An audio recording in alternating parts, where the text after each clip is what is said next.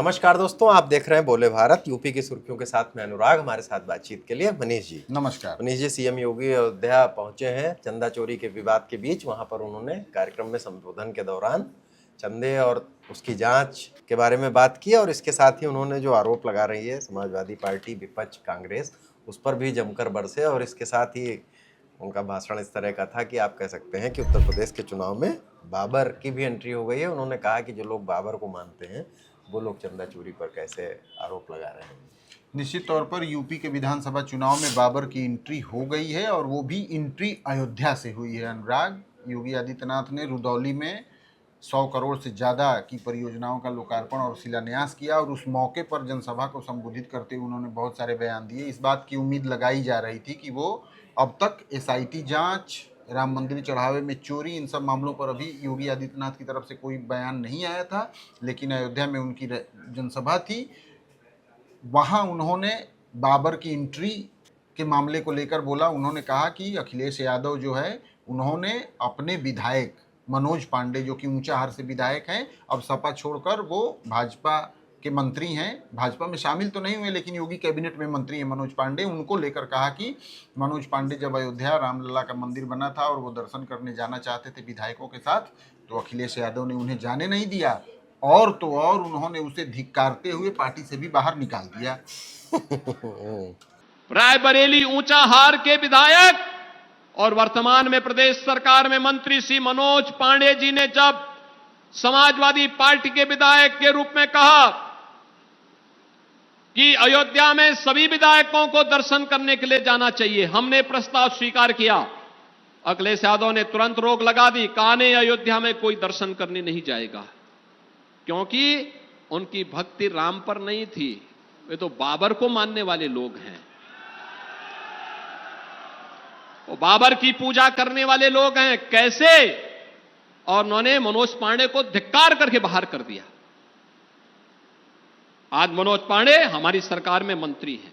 इसी में जोड़ते हुए योगी आदित्यनाथ ने कहा कि ये इसलिए नहीं जाने देते क्योंकि ये राम को मानने वाले लोग नहीं हैं, ये बाबर को मानने वाले लोग हैं, बाबर की पूजा करने वाले लोग हैं। अब स्पष्ट हो गया है कि योगी आदित्यनाथ ने जो अयोध्या में बयान दिया है, उस लाइन लेंथ पे अब भारतीय जनता पार्टी बहुत आगे बढ़ती जाएगी, क्योंकि आपको याद होगा हरियाणा के चुनाव में योगी आदित्यनाथ के बयान पे ही पूरा चुनाव फोकस रहा। अनुराग, जो उन्होंने कहा था कि बटेंगे तो कटेंगे। और बंगाल चुनाव में भी बहुत सारे बयान योगी आदित्यनाथ के बहुत फेमस हुए थे। और अब यूपी के विधानसभा चुनाव के लिए भी एक लाइन लेंथ बीजेपी की अयोध्या से पता चल गई है कि क्या होने वाला है, कैसे होने वाला है। तो और अयोध्या के साथ वो गोंडा भी जाएंगे और वहाँ तमाम योजनाओं का भी लोकार्पण करेंगे। गोंडा के दौरे पर भी योगी आदित्यनाथ रहे और अयोध्या तो रहे ही। खास बात ये रही कि उन्होंने दो बहुत इंपॉर्टेंट बातें राम मंदिर चढ़ावा गबन के मामले पर भी उन्होंने कही है। एक तो उन्होंने भरोसा दिलाया है लोगों को, राम भक्तों को, कि वो एसआईटी पर भरोसा रखें, दूध का दूध पानी होगा। और दूसरा ये, जो कि ज़्यादा बड़ी बात मुझे लगी अनुराग, कि उन्होंने चेतावनी दी है मंच से कि इस मामले पर अनर्गल बयानबाजी न हो। आपने देखा होगा पिछले दिनों बहुत सारा सोशल मीडिया पे इतना कंटेंट भर गया है जिसकी कहीं से कोई पुष्टि नहीं है, अभी भी चल रहा है। सोने के गहनों को गलाकर ईंटें बनाकर उसको ट्रेन से बाहर ले जाया गया। 500-700 हजार करोड़ की चोरी है, गबन है, करोड़ों रुपए कैसे गायब किए गए। तो बहुत सारे इस मामले पर अपुष्ट सूचनाएं आ रही हैं। अब लगता है कि योगी आदित्यनाथ के इस बयान के बाद उस पर कुछ रोक लगेगी। और उन्होंने ये भी कहा है कि यदि आपके पास कोई एविडेंस है, कोई प्रूफ है, तो आप एसआईटी को दीजिए, क्योंकि इस तरीके की बयानबाजी से एसआईटी की जांच बहुत प्रभावित हो। बनारस में कुछ कांग्रेसियों ने राहुल गांधी को परशुराम के तौर पर चित्रित किया। आज राहुल गांधी का जन्मदिन है। राहुल गांधी के जन्मदिन के मौके पर उसको लेकर भी बयानबाजी शुरू हो गई है। देखिए, बनारस ही वो ऐसा स्थान है जहां राहुल गांधी का एक फोटो बहुत वायरल हुआ था, जिसमें बाबा विश्वनाथ का वो दर्शन पूजन कर रहे थे और उनका जनेऊ वनेऊ भी दिखने दिखाने का, बहुत मोटा जनेऊ पहने हुए थे, तब भी बहुत चर्चा में। दत्तात्रेय ब्राह्मण जब बताया था। हाँ। अब ब्राह्मण वेश में राहुल गांधी को दिखाया गया है।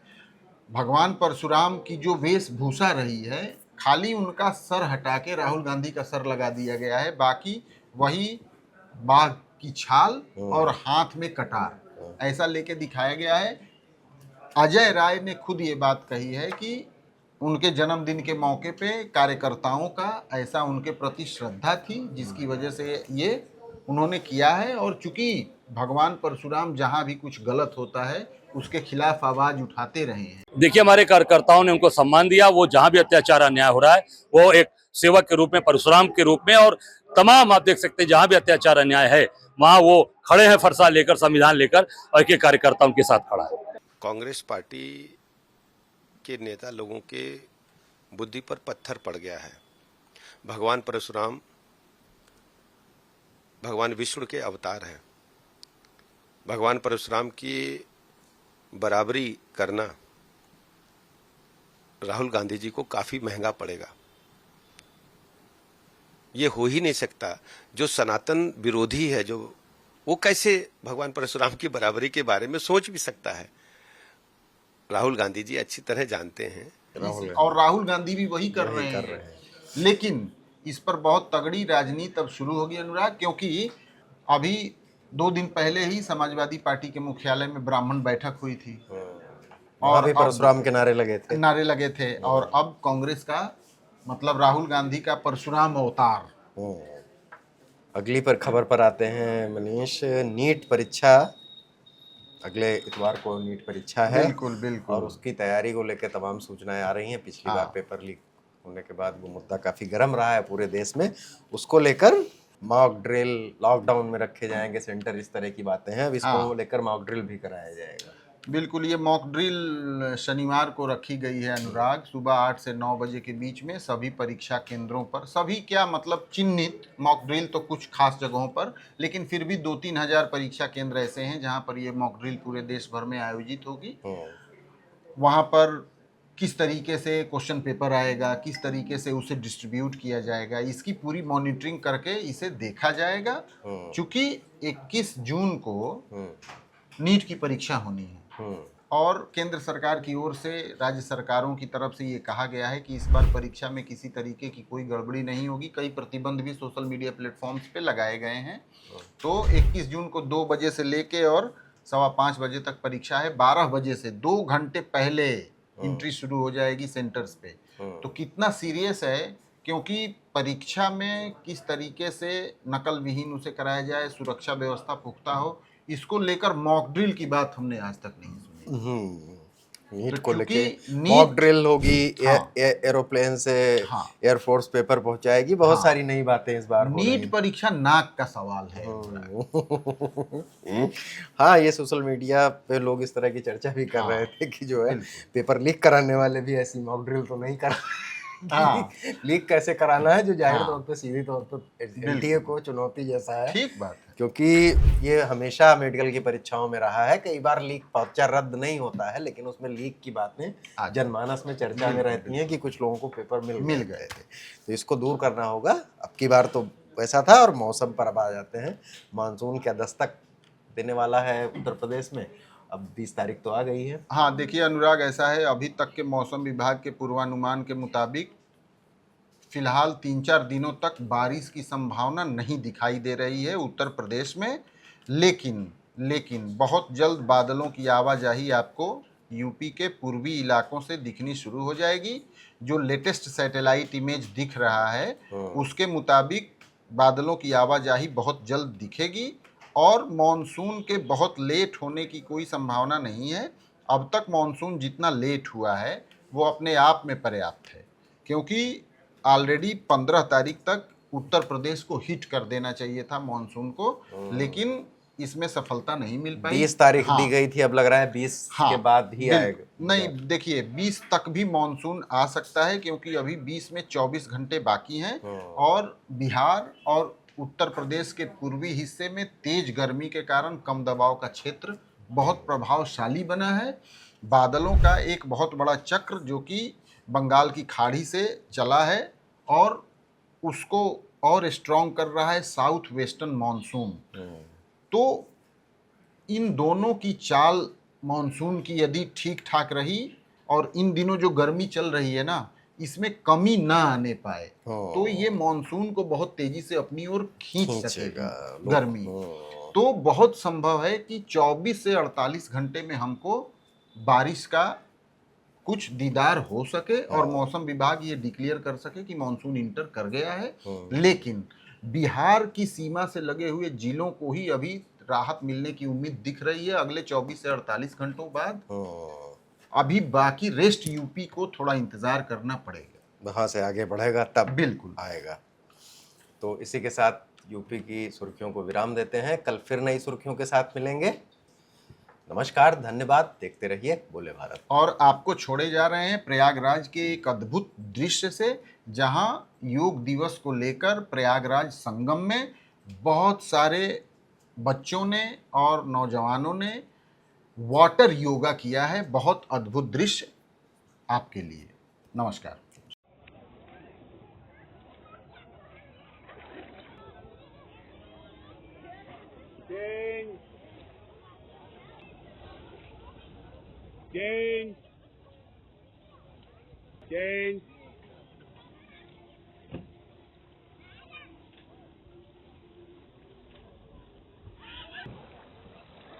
चलिए वापस आइए अपनी जगह पर। सत्या सत्या तुम भी करो।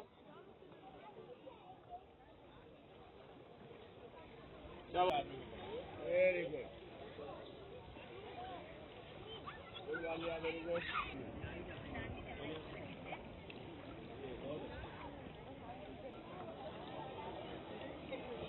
हाथ जोड़ लीजिए पीछे, क्या कर रहे हो वालिया?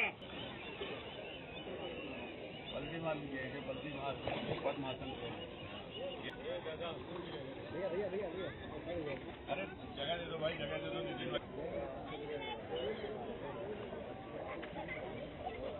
ओम का उच्चारण करा लिया जाए, ओम के साथ उच्चारण करते हुए। तो पहले ओम करा।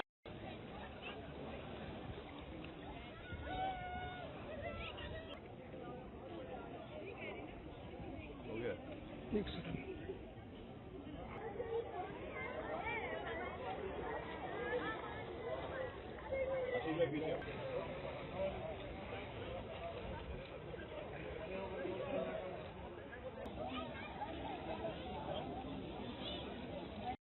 नीरज भाई पीछे आइए, नीरज भाई पीछे आइए। सामने देखो बेटा, नीरज।